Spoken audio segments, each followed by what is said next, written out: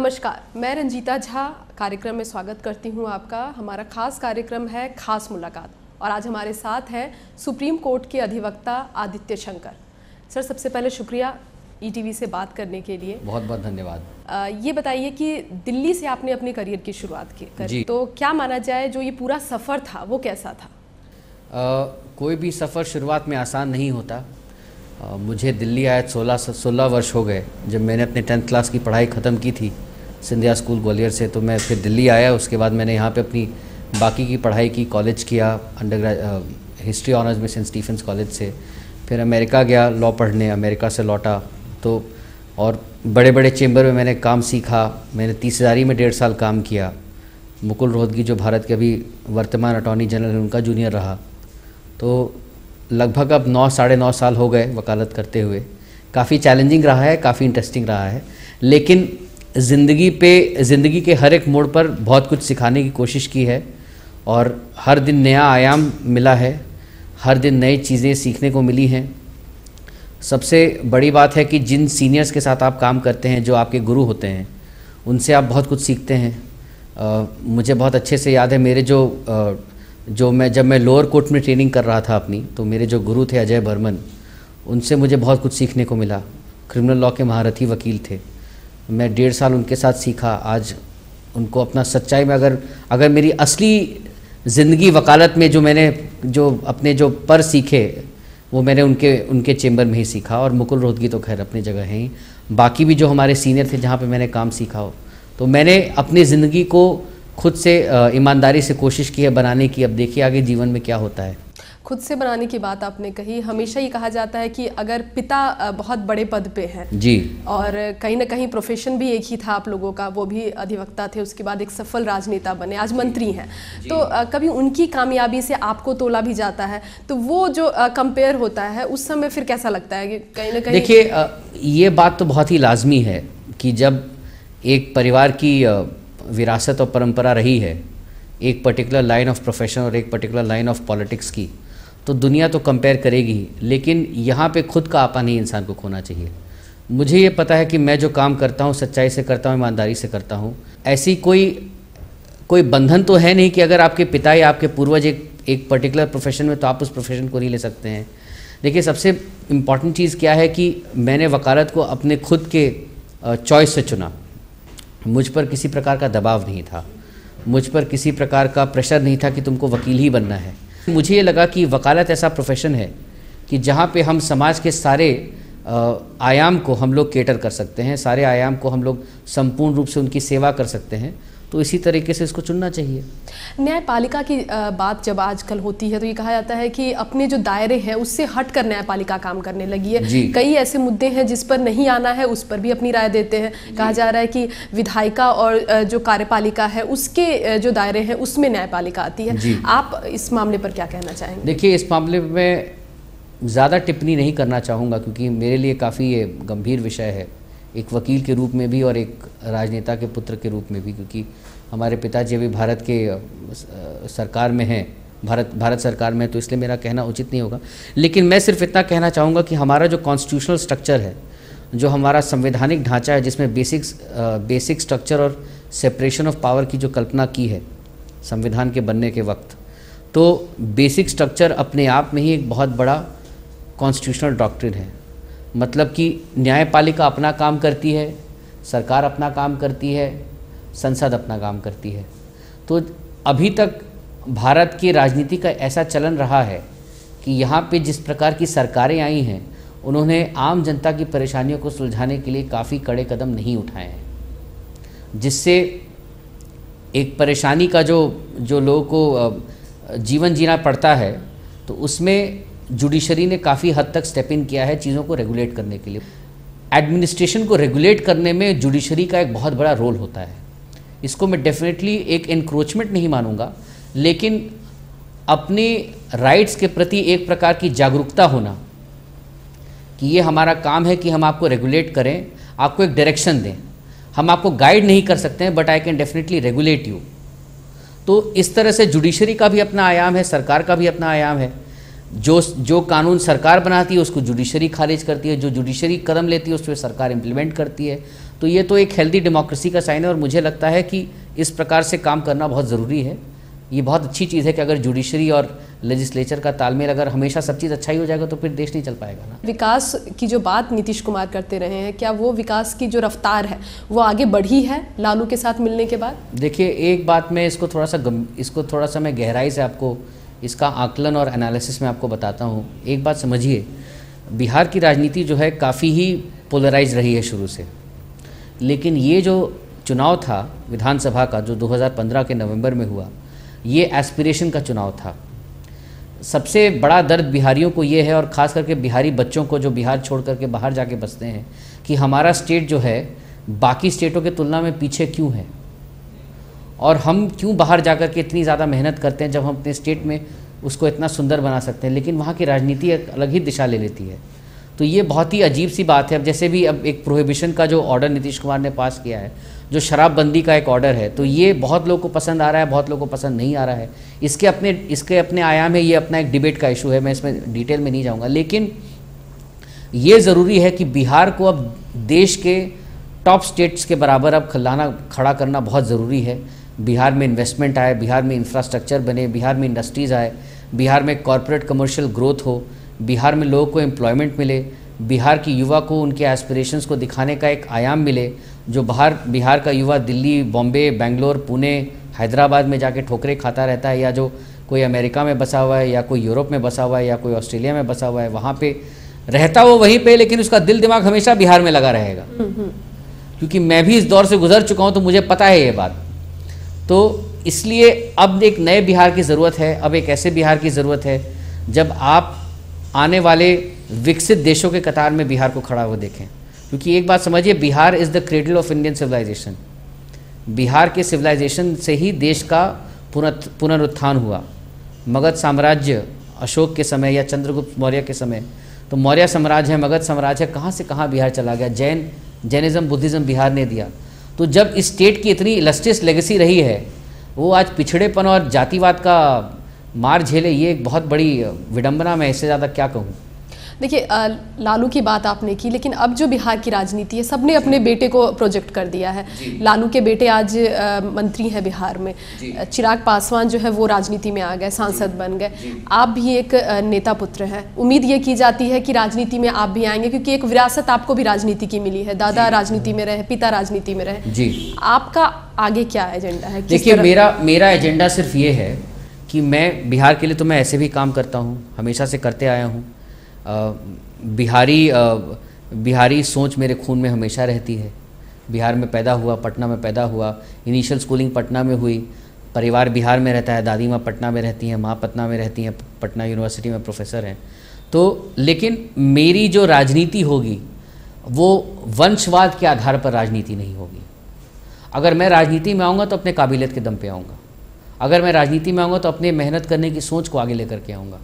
अगर मैं राजनीति में आऊँगा तो एक एस्पिरेशन, एक होप, एक चेष्टा के साथ आऊँगा कि मैं बिहार का भला कर सकता हूँ और मैं बिहार के लोगों को मोटिवेट कर सकता हूँ कि वो अपना भला करने के लिए आगे आएँ, मेहनत करें।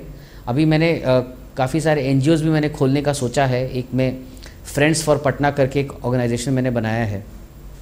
तो उसमें हम लोग ने एक सिस्टम बनाने की कोशिश की है कि जहाँ पे लोकल जो यूथ है किस तरह से कंट्रीब्यूट करके पटना को रिजुविनेट करने का एक प्लान बना सकता है और किस तरह से बिहार को खड़ा करने का एक प्लान बना सकते हैं। जैसे पानी साफ़ नहीं है, सड़क पे कचरा फेंका हुआ है, आपको शौचालय करने की साफ़ जगह नहीं है। तो ये छोटी छोटी चीज़ें, पहले इन सब बुनियादी चीज़ों पे काम करना पड़ेगा और हम कर भी रहे हैं, लेकिन थोड़ा सा इसमें वक्त लगेगा। लेकिन आने पर वक्त जब आएगा तब आगे निर्णय लिया जाएगा। एक शराबबंदी की आपने बात की नीतीश सरकार में, एक नई नियम सरकार ये जोड़ना चाह रही है उसमें कि जो भी शराब पीता पाया जाएगा या जो भी दोषी है सिर्फ उसे ही नहीं, उसके पूरे परिवार को सजा दी जाएगी। इसको किस तरह लेते हैं आप? देखिए, ये तो अगर देखिए मैंने, क्योंकि बीजेपी इसका विरोध कर रही है। मैं आपको बहुत साफ और स्पष्ट तरीके से कह दूं कि मैंने उस कानून को अभी तक देखा नहीं है। लीगली, कानूनी स्वरूप से मैंने उसको देखा नहीं है। लेकिन अगर इस तरह का कोई कानून है तो उसको high court itself will strike it down. मतलब हाई कोर्ट में अगर कोई वो कानून चैलेंज करता है तो वो वैसे भी खारिज हो जाएगा। क्योंकि देखिए, अगर किसी के खिलाफ कोई ऑफेंस बनता नहीं है तो आप कैसे उसको किसी धारा में आप डाल सकते हैं? अगर कोई इस तरह की घटना हो कि जहाँ पे परिवार के सदस्य उस इंसान को शराब पिलाने में सहयोग दे रहे हैं या किसी प्रकार के षड्यंत्र में उसको फंसाने के लिए शराब पिला रहे हैं, वो बात अलग हो जाती है। लेकिन एक साधारण, अब किसी के परिवार में किसी की माँ है या बहन है या बेटियाँ हैं या बच्चे हैं या बीवी है, तो जब तक उन पर कोई डायरेक्ट आरोप नहीं है कि ये इनको शराब पिलाती थी, तब तक कैसे आप किसी को आप कानून के दायरे में आप ला सकते हैं। तो मेरे हिसाब से ये लाजमी नहीं है।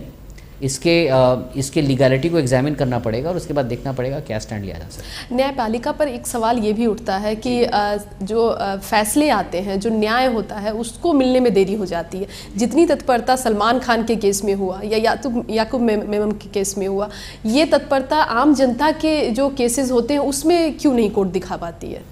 देखिए, बहुत ही ट्रिकी सवाल है ये। ऐसा नहीं है, कोर्ट ने काफ़ी सारे बड़े बड़े केसों में बहुत ही कड़े कदम उठाए और बहुत ही फास्ट स्विफ्ट, जिसको कहते हैं जस्टिस डिलीवरी सिस्टम जो है, उसमें काम किया। जैसे निर्भया के केस में कितना बड़ा काम किया लोअर कोर्ट ने कि 2 महीने के अंदर सारी जजमेंट आ गई। और जिस तरह से अक्यूज़्ड को सज़ा मिली और वो जेल गए। मैं अभी कुछ दिन पहले मैं सुप्रीम कोर्ट में था, तो मुझे निर्भया की माँ मिली वहाँ पे और निर्भया के पिता भी थे। तो मैंने उनको देखा, मैं गया उनसे मिला और मैंने कहा कि मैं आदित्य शंकर हूँ, मैं वकील हूँ यहाँ पे और मैं आपका केस लड़ूंगा बिना किसी स्वार्थ के, बिना किसी पैसे के। मुझसे जो हो सकता है बताइए, मैं आपके लिए सब चीज़ करूँगा। तो कानून का चलने का एक अपना तरीका होता है। हाँ, ये होता है कि कभी कभी हालांकि जुडिशरी इन्फ्लुएंस नहीं होती है किसी भी तरीके के एक्सटर्नल प्रेशर पे, लेकिन ये जो मीडिया ट्रायल का जो कॉन्सेप्ट शुरू हो जाता है, तो मीडिया जब अपने आप आकलन करना शुरू कर देती है तो वो जुडिशरी पे एक तरह का दबाव तो बनता ही है, साइकोलॉजिकल तो बनता ही है। मतलब डायरेक्ट तो नहीं बनता, लेकिन मीडिया ट्रायल जो होता है, कानून का अपना चलने का तरीका है, मीडिया का अपना चलने का तरीका है। कानून एविडेंस से चलता है, कानून चलता है डॉक्यूमेंट्री सपोर्ट पे कि आप जो एलिगेशन लगा रहे हैं उसमें कितना तथ्य है, उसमें कितना दम है, उसकी प्रामाणिकता क्या है, किस प्रकार से आपको जो एलिगेशन आपने लगाया है किसी के खिलाफ उसमें सच्चाई कितनी है। तो उसको आंकने में टाइम लगता है, तो इसीलिए कानून का प्रोसेस स्लो हो जाता है। ये भी कहा जाता है कि जिस तरह से पिछली बार कानून मंत्री बने थे रविशंकर प्रसाद, एक आरोप लगा था उस समय कि मध्य प्रदेश सरकार ने आपको स्टैंडिंग काउंसिल का मेंबर बना लिया था। उसमें ये भी था कि वो कानून मंत्री थे, इस वजह से आपको तवज्जो दी गई, आपकी जो है वहाँ सिलेक्शन नहीं हो सकता था आपका। कितनी सच्चाई इस पूरे आरोप में, कितनी सच्चाई? आपने बहुत अच्छा कि आपने ये सवाल पूछा और आपके माध्यम से मैं लोगों को बहुत साफ और स्पष्ट रूप से बता दूं कि इस तरह की जो घटना थी वो बहुत ही बेबुनियाद थी और उसमें कोई तथ्य नहीं था। क्योंकि देखिए, ऐसा कोई ज़रूरी नहीं है कि किसी सुप्रीम कोर्ट में प्रैक्टिस करने के लिए आपको एडवोकेट ऑन रिकॉर्ड ही होना चाहिए। ऐसे बहुत सारे स्टैंडिंग काउंसिल हैं देश में जो एडवोकेट ऑन रिकॉर्ड नहीं हैं। लेकिन मेरे साथ एक बड़े पिता का जो टैग जुड़ गया तो उसके कारण मैं भी उसमें घसीट गया। नुकसान हो गया, नुकसान हुआ काफ़ी। लेकिन ठीक है, एक बात समझिए, उसका केंद्र सरकार से कोई लेना देना नहीं था, भारत सरकार के किसी पीएसयू से कोई लेना देना नहीं था, भारत सरकार के उपचार से कोई लेना देना नहीं था। स्टेट गवर्नमेंट एक अपने में इंडिपेंडेंट एंटिटी है, केंद्र सरकार अपने में इंडिपेंडेंट एंटिटी है। और मैंने कॉर्नल से पढ़ाई की है, मुकुल रोहतगी का जूनियर रहा हूँ, 9 साल से वकालत कर रहा हूँ। पिता से मेरी एक अपनी अलग छवि है, लेकिन राजनीति करने की बात थी तो अब क्या बोल सकते हैं इसमें। कोई पिता का कौन सा कह सकते हैं कि कैरेक्टर आपको अच्छा लगता है? वो एज अ लॉयर अच्छे लगते हैं, एज अ राजनेता अच्छे लगते हैं, या पिता की तरह किस तरह? मेरे पिता की मुझे सबसे अच्छी चीज़ लगती है कि अपने देश और अपने पार्टी के प्रति बहुत कमिटेड है। ये चीज़ उन्होंने हमारे दादाजी से ली है और इस चीज़ को मैंने भी बचपन से देखते देखते काफ़ी कुछ अनुभव किया है, देखा है। वकालत के प्रति भी बहुत कटिबद्ध रहते हैं, लेकिन जहाँ देश का और पार्टी का सवाल आता है वहाँ सब चीज़ पीछे हो जाती है। तो ये चीज़ मुझे भी एक लेवल पे बहुत इंस्पायर करती है। जिस प्रकार से टेलीकॉम और आईटी के क्षेत्र में उन्होंने जो काम किया है, बीएसएनएल को रिवाइव किया, इंडिया पोस्ट को ई-कॉमर्स से जोड़ा, इंडिया पोस्ट के रेवेन्यू को कहाँ से कहाँ पहुँचा दिए, -80% से 1100 करोड़ का प्रॉफिट हो गया 2 साल में। आज अगर 2 साल की तिमाही का अगर प्रॉफिट देखा जाए तो बीएसएनएल 2000 करोड़ के प्रॉफिट में आ जाएगा। तो ये सब काफ़ी सारी चीज़ें हैं जो जिस प्रकार से उन्होंने जिसको कहते हैं सृजिक तरीक़े से जो मेहनत किया देश के लिए, तो वो तो अपने सामने ही है। और ये सब चीज़ें भी मुझे बहुत प्रेरणा करती हैं कि despite all the cynicism, despite all the opposition, despite all the opinion by 100 people कि यहाँ तो कुछ हो ही नहीं सकता, सबको रॉन्ग प्रूफ करना अपने हार्डवर्क से, ये एक बहुत बड़ी प्रेरणा है। और एक पिता के रूप में तो खैर है ही अपने जगह, वो तो बोलने वाली बात ही नहीं है। डांट भी लगती है कभी कभी प्रोफेशनली? डांट तो हालांकि मैं देखिए मेरी अपनी वजूद, मेरा एक अपनी पहचान है, मेरा एक अपना वजूद रहा है वकालत स्वरूप, वकालत में भी। लेकिन पिता का एक संरक्षण, एक बेसिक ओवरऑल सुपरविज़न तो रहता ही है कि क्या चल रहा है, क्या कर रहे हो, कौन सा केस किए, क्या नहीं किए, तो एक आइडिया तो रहता ही है उनको। लेकिन हाँ, ये ज़रूरी है कि आज के ज़माने में उनका कमिटमेंट, उनका मंत्रालय है, उनकी पार्टी है, उनका संगठन है, सुबह से शाम संगठन के लिए सोचते हैं। बिकॉज मुझे नहीं लगता है कि मैंने इतने सारे भाजपा के नेताओं को देखा है और बाकी सारे आरएसएस और जनसंघ के लोगों को भी देखा है, लेकिन हमारे पिता को अपने पार्टी के लिए गजब सा पैशन है और उनको ऐसा लगता है कि बीजेपी एक ऐसी पार्टी है जो देश के लिए बहुत काम कर सकती है। तो क्योंकि खुद इस चीज़ में बहुत ज़्यादा विश्वास रखते हैं तो खुद भी मेहनत करते हैं। देश का नागरिक होने के नाते मोदी सरकार ने जो काम किया है जी, उसको किस तरह आंकते हैं? बहुत अच्छा काम हुआ है और ऐसा काम हुआ है जो भारत को नई दिशा में ले जाएगा। क्योंकि मैं खुद भी ये बात मानता हूँ कि हमारी जो जनरेशन है, खास करके जो पोस्ट 84 जनरेशन है या 80 ऑनवर्स जनरेशन है, हम लोग ने सब तरह के भारत को देखा है उभरते हुए। हम लोग पुराने भारत को देखा जब दूरदर्शन आता है, हमने जी टीवी और LTV को आते हुए देखा, उस समय का भारत देखा जब चित्रहार से जी टीवी शुरू हुआ था। उसके बाद हम लोग ने ई-कॉमर्स और सोशल मीडिया, फेसबुक की क्रांति भी देखी। तो हम लोग को पुराने भारत का भी अंदाज़ा है, नए भारत का भी अंदाज़ा है, आने वाले भारत के हम लोग चेहरे बनेंगे। तो इसलिए उस आने वाले भारत की जो नींव पड़नी चाहिए, बुनियादी नींव, क्योंकि देखिए अभी तक की जो राजनीति रही है वो आरोप और प्रत्यारोप की राजनीति रही है। सकारात्मक दृष्टिकोण से काम करने के लिए भारत के प्रधानमंत्री नरेंद्र मोदी, मेरे हिसाब से लगता है कि एक ऐसे प्रधानमंत्री हैं जिन्होंने कड़े कदम उठाए हैं, बहुत प्रोग्रेसिव कदम उठाए हैं, जैसे कि digital India, make in India, स्वच्छ भारत, आपको नीति आयोग का जो ट्रांसफॉर्मेशन हुआ प्लानिंग कमीशन का। तो ठीक है, बड़े कामों में थोड़ा सा वक्त लगता है, लेकिन जब गाड़ी रास्ते पे आती तो बिल्कुल दौड़ती है फिर। तो मुझे लगता है कि ये जो बुनियादी नींव पड़ी है, इसका आने वाले 10 वर्षों में काफ़ी ज़्यादा ये काम नज़र आएगा। और इसका जो नतीजा है, जिस प्रकार से आम लोगों को उठाने के लिए, की ज़िंदगी को ऊपर उठाने के लिए जो मोदी जी काम कर रहे हैं और उनके साथ उनके भारत सरकार में जो मंत्री काम कर रहे हैं, जिस प्रकार से टीम इंडिया काम कर रही है, ये बहुत बड़ा कदम होगा भारत की राजनीति के लिए, ऐसा मेरा मानना है। चलिए, धन्यवाद सर ETV से बात करने के लिए। और फिर अगली मुलाकात होगी हमारी एक नई शख्सियत के साथ। तब तक के लिए नमस्कार।